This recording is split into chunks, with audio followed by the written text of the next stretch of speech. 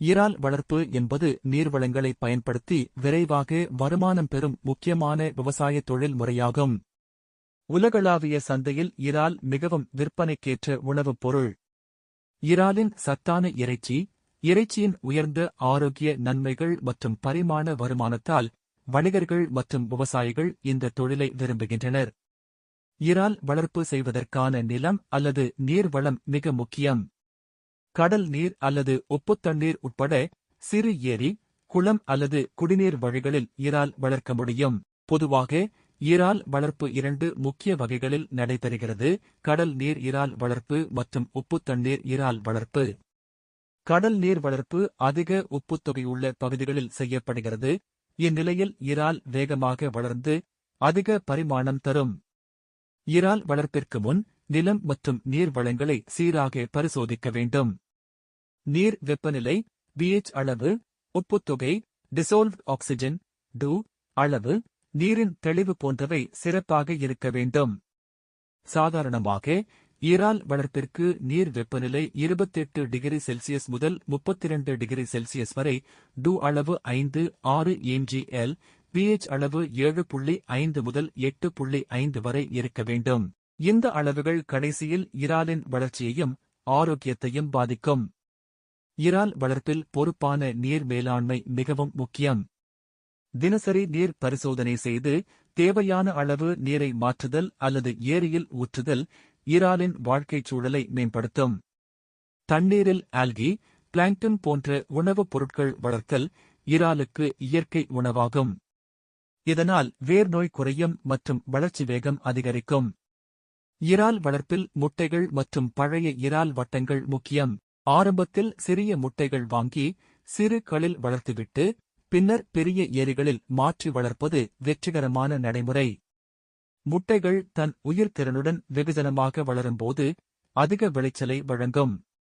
பொது நடைமுறையில் இறால் வளர்ப்புக்கு 3 படிகள் உண்டு: ஹேச்சரி, நர்சரி அண்ட் க்ரோஅவுட். ஹேச்சரி இறால் முட்டைகள் பிறக்கின்றன. நர்சரி சிறிய இறால்கள் பாதுகாப்பாக வளர்க்கப்படுகின்றன. க்ரோஅவுட் இறால்கள் முழுமையாக வளர்ந்து சந்தைக்கு ஏற்ற அளவை அடைகின்றன. ஆரோக்கியம் மற்றும் நோய் கட்டுப்பாடு இந்த தொழிலில் முக்கிய பங்கு வகிக்கிறது. ஒயிட் ஸ்பாட் சிண்ட்ரோம், விப்ரியோ நோய் போன்றவை இறாலின் வளர்ச்சியை பாதிக்கும்.